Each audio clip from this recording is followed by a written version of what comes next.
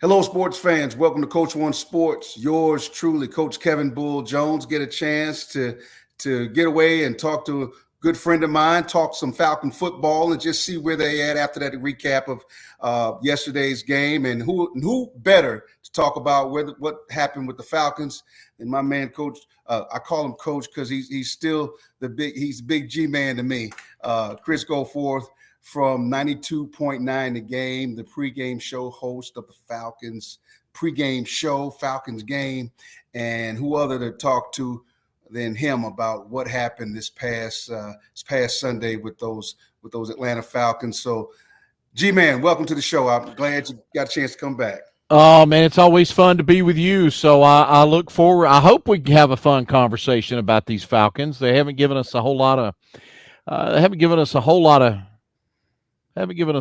stuff yet, have they? I mean, I think there's some positives with this team, Kevin. I think people are being very negative towards it, but I think there's some positives with this Falcons team and what's going on. So I hope we can kind of dice it up a little bit here for the next few minutes. Well, I've been waiting to talk to you, and like I mentioned to you earlier, I really wanted to wait another game because from a coaching standpoint for me, there's usually, and you've heard this cliche about the progression that you have from your first game to start the season. And I'm not talking about preseason, but your regular season game, the growth and the production and effectiveness that you have with your team in all of the areas and phases of the game that you usually go through from the first game to second game. Now, regardless of NFL, college, high school, it all applies the same. Even more so with the NFL guys, you would think, because they get paid to do it. So I wanted to, give it another game or two, but I still wanted to kind of get your feel, and I definitely agree with you. There's some things that are positives, but I'm talking about it from a coaching standpoint. So for my listeners out there and my viewers of my shows, just know that this is from a coaching standpoint for me, because I'm just like G-Man Chris Goforth. There are some positives that are underlying, but I know nobody wants those more victories. But there are some key elements to what the Falcons are doing that we have to trust the process. I know that sounds corny, but it works. I even questioned some things in the beginning, but there are some great things I saw happen in the game. And I guess, tell me what you think, Chris. We're just waiting for it all to come together. Well, let me tell you what I think's wrong. Okay, I'll tell you where I think first this team has got to get better. Things they have to fix. Let's go first. Let's go red zone efficiency against the Saints. Falcons had 4 trips into the red zone. They scored 2 touchdowns. Against the Rams, Falcons had 4 trips into the red zone. They scored 2 touchdowns. You got to be better than 50%, Coach. I mean, that's, look, you go 3 for 4. Hey, you're 3 for 4 against the Saints. You win that game. You're 3 for 4 against the Rams. You win that game. You got to be better than 50% in the red zone. And right now they're not. That was something that I felt like we saw some from this team last year. Right. Second thing, dumb penalties. Dumb penalties, Coach. Dumb penalties in the red zone. This is something that we saw in the preseason from this team. Now we get into the regular season, and we're seeing it. Right. Penalties have hurt this team. You go back yesterday to the first drive of that game, and I got my notes here in front of me from yesterday. Right. And Falcons had 2nd and 8 at the Rams 16. Brian Edwards catches a short pass, 2-yard gain, sets up a 3rd down and 6 at the LA 14. What happened next? A penalty. And then you go from 3rd and 6 at the 14 to 3rd and 11 at the 19, and Marcus Mariota gives up the sack. Right. All right. And then you're looking at 4th and 18 from the 26, and Younghoe Koo, who's been extremely reliable as an Atlanta Falcon, misses the field goal. So dumb penalties have hurt this team. And then the third thing for me, somebody just got to make a play. You know, somebody has to make a play. If that's Marcus Mariota, if Mhm. that's Drake London, if it's Kyle Pitts, somebody's got to make a play for this team. You know, there was a throw yesterday in the second half. It was when Mariota was intercepted. It wasn't the Kobe Durant interception. It was Right, the play where he's intercepted at the goal line. right. And I think it might have been Edwards that was the intended target. But Dave Right, Archer, former Falcon quarterback, he said it on the radio yesterday. right, You cannot allow a defensive back to go up and take the ball from you like that. right, You have got to go make a play. You got to go up and come down with that football. right, That didn't happen in that particular play. And if they score a touchdown there, that game changes dramatically if right. the Falcons score a touchdown. So, again, those are the things. Red zone efficiency, stop with the dumb penalties, especially penalties in the red zone. And then somebody's got to make a play Right. somewhere. And I feel like that is, a lot of this just boils down to the Falcons being such a young football team. And I know, coaches talk about, well, you got to learn how to win. And I think that's what this team is trying to figure out is Right. how do we win? How do we close out games? Because those other guys over there, they're getting paid too.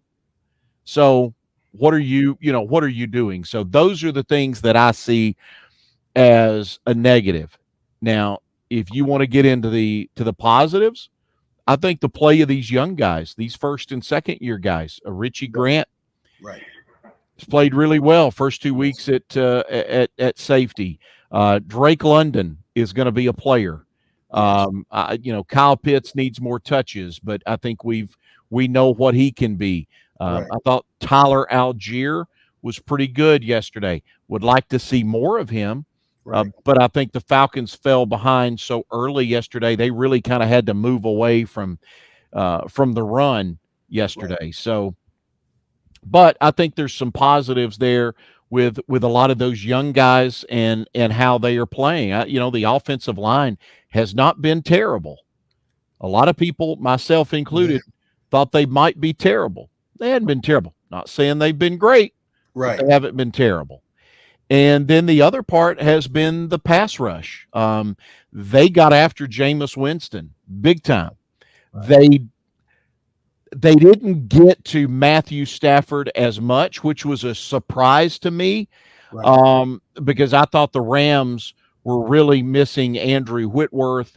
They Correct. had a backup center that was playing yesterday. I thought the Falcons would have more of an effect on Matthew Stafford yesterday than what they did, but that didn't prove to be the case yesterday. But all that being said, I still think the defensive front is better and is playing better than what we saw last year. Well, it's amazing, brother. If you could see what I wrote down on my notepad. I tell you what, you hit at least 2 or 3 of them. I had 8, because I just had to. I kept watching and watching, and a lot of times watching film and watching videos shows you what can tell you what you're not successful at, as opposed to what you are successful at. And that's just something I learned from the old heads back in the day. So several of those things. Here's what I thought. Listen, what is your identity? And you even said, who is your go-to guy? Who is your guy? Who is the guy that is going to step up? And, we spent 2 years to start the first round draft picks on receivers. So with that being said, and I'm a defensive guy, you put Pitts on one side and you put London on the other side. And I got to make a decision who I'm going to pay attention to. And it's not Edwards. I can tell you that. It's not Edwards. That's not the ouch factor for me. The ouch factor is that new kid from USC and that monster Pitts on the other side. My biggest problem is what is your identity? Now, Coach Smith, to me, seems like a guy that wants to stick to that, 12 personnel and running that football and power game. But when you go get two receivers of the caliber that we have, that I'm I have that moment because I'm trying to figure out where we're going with this. It seems as if, and this is just me scouting what the Falcons do, Chris, and this is amazing. Mariota is better moving, and the reason why he's better moving is because his ability, he's got happy feet. He's ready to run when the formation, meaning his receivers, his multiple receivers, are closer to the tackles. If you spread those guys out, it gives him more space, and it would be great to see him in a situation where he is more spread out with 10 personnel. And if he has to get the heck on and run, it's a different amount of space to work with. And then you have Cordero Patterson to check the ball down to. Now, that's just old defensive guy talking. But when you spread, I have noticed that when he has those formations in tight with the receivers, see, you're really giving advantage to the defense now because Mariota doesn't know who's blitzing. You've brought all of your coverage and backers in closer, and you can't identify who is blitzing now. If you spread them out, you can see who's coming. And so Mariota, I mean, just watching him with the happy feet, he has no problem running.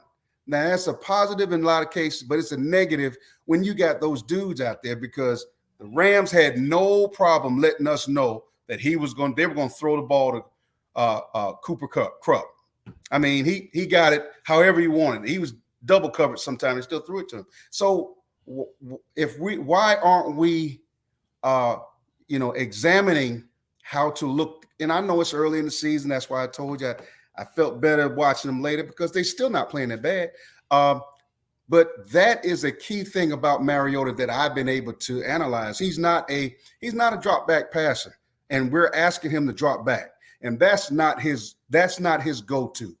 Okay. And in a lot of cases, watching the pass rush, especially on the sack near the end of the game, when it was supposed to be a deep Hail Mary. Right. Hail Mary. Yeah. I watched number 58 come off that edge against Jake Matthews, and he knew that Mariota, if he just faked an upfield rush, Mariota was going to step up. Okay, he knew it. He knew that he was going to get the happy feet and step up in the pocket and go either right or left. So what did he do? He lulled Jake Matthews into thinking, I'm rushing upfield. And then he took an inside rush move, and he was right there. And what Mariota do? He took off running, and he tried to scramble his way out. That's how he ended the ball game.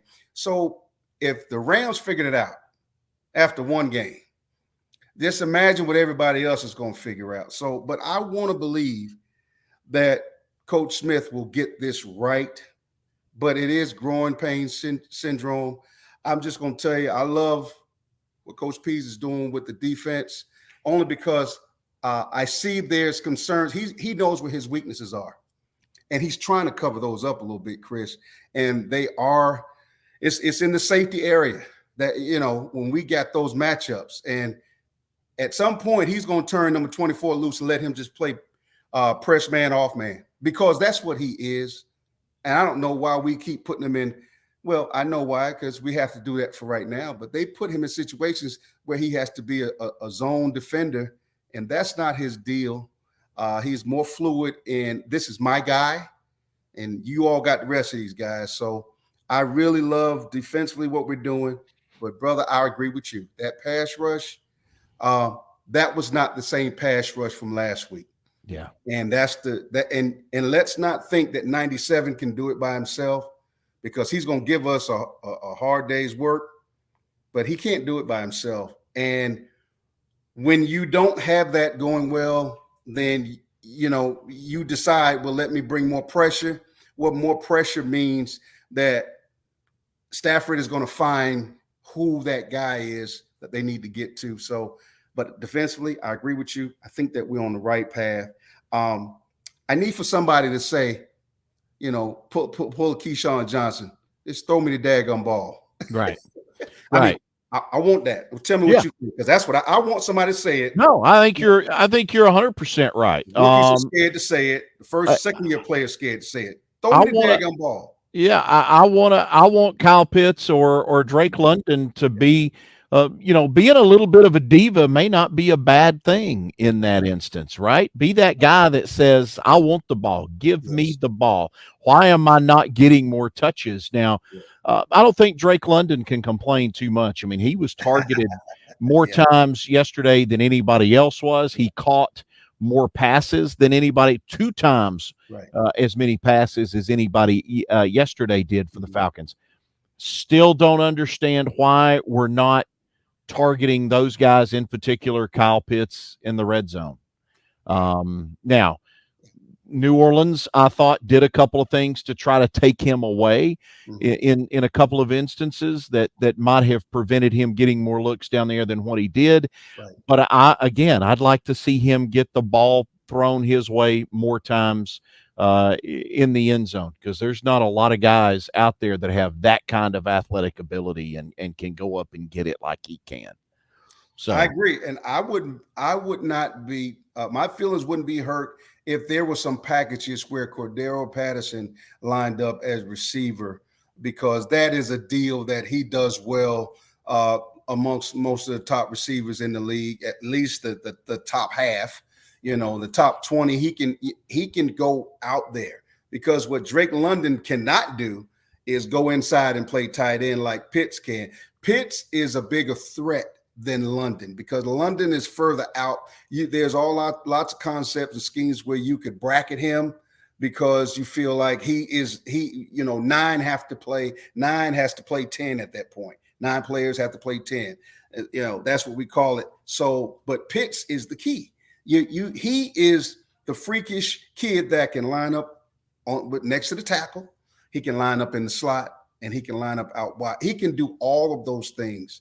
And the hard part about watching all this is everybody's young, and we have to wait until. I mean, they've only lost 2 games by a total of how many points again? 5. 5, yeah.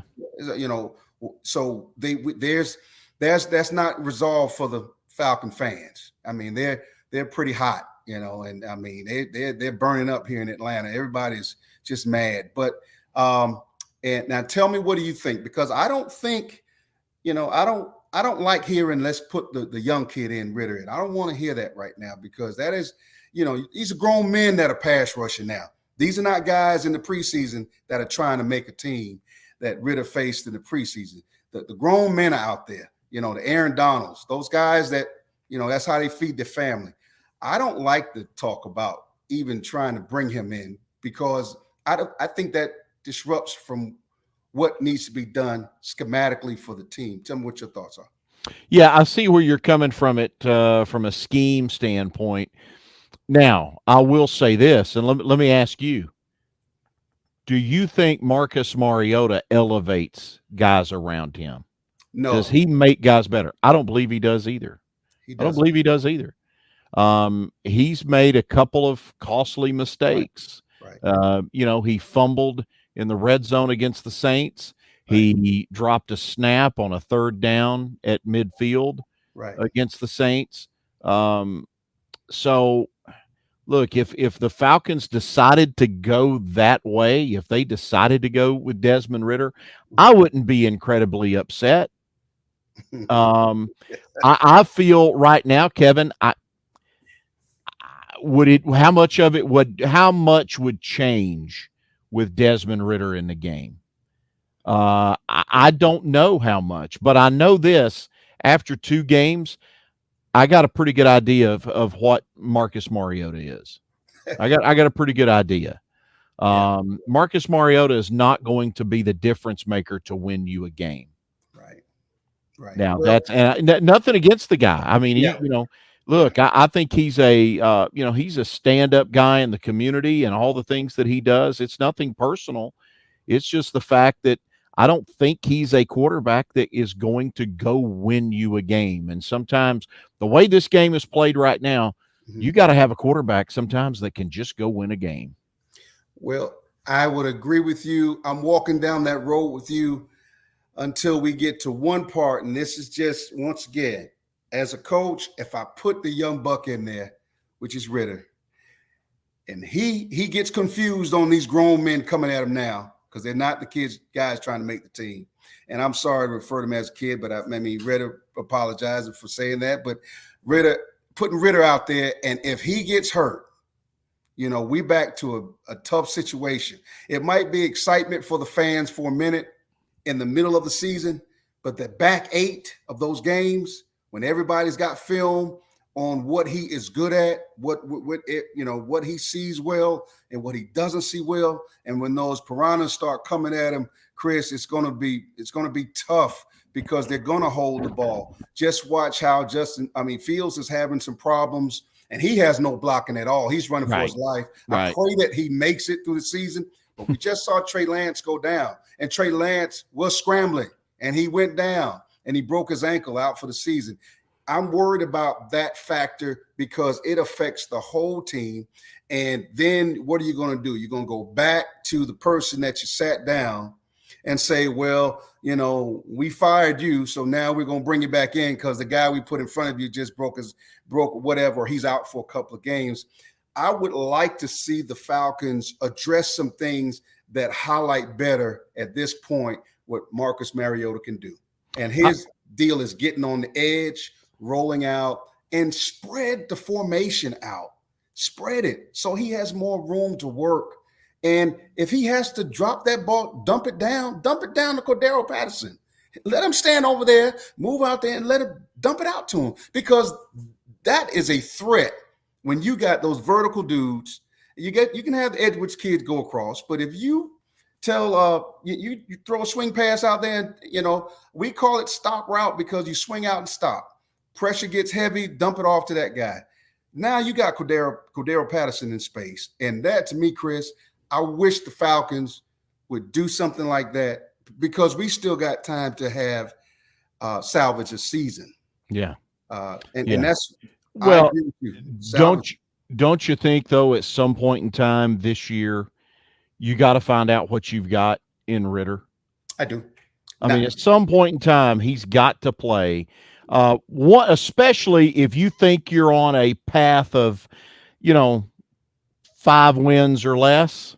Mm-hmm. Because I want to know what he is, because I know what I think I know, at least what that guy at Alabama is, what the guy at Ohio State is, and a couple of these other quarterbacks that are going to be at the top of the draft board next year. So if I've got a chance to get one of those guys, I want to know what Ritter is. I liked what I saw from Desmond Ritter in the preseason. Thought he did a good job. Thought he handled himself well. All the, everything you see and hear that has come out of Falcons camp about him, going back to, rookie mini camp after the draft, everything about that guy has been a positive. And I hope that stays the case. And I hope he gets his chance. I think he deserves it. I think if you're the Falcons, if you're Terry Fontenot as the general manager, you need to know what you've got, because you need to know what direction you're going to go in April. Well, brother, I agree with you. I in that if you're going to make the move, it doesn't have to wait till 5 games left in the season. However, what I do need to happen is somebody please send Drake London and Kyle Pitts a message and say, throw me the doggone ball. Get me the ball. Get me the ball. And that way, if Ritter has to go in, he understands, hey, get these guys the ball as quick as possible, because there's a monster coming off the edge and there's a monster coming up the middle. And a Christmas gift. Matter of fact, they're trying to send you home early. and I want to see it happen like that. But there are some things I think we both agree that can happen for the Falcons. They lost 2 games by a total of 5 points. I see some things defensively that I think in the future they're going to be okay. They need to get some dogs up front, and I mean it. They need to get some monsters up front. And I don't want to, but that's another story. We'll talk about it later. But I just want to see the Falcons be able to move. I'm still having some faith, sports fans. I'm trying, but the coach in me sees some things wrong, and hopefully the Falcons and the powers that be can get it right. Your final thoughts on where we're going to go from here? Yeah, I mean, look, I think with this young team, I'll give them this too. You know, we talk about the positives. This is a team that doesn't stop, Yeah. right? This is a team, they continue to fight. They were down, put up 17 points in the fourth quarter yesterday against the defending Super Bowl champions. There, you don't do that without having a little bit of fight. Yes. So I love that part about this team, and I think what we've seen these first 2 weeks is probably going to be a microcosm of what this season is going to be.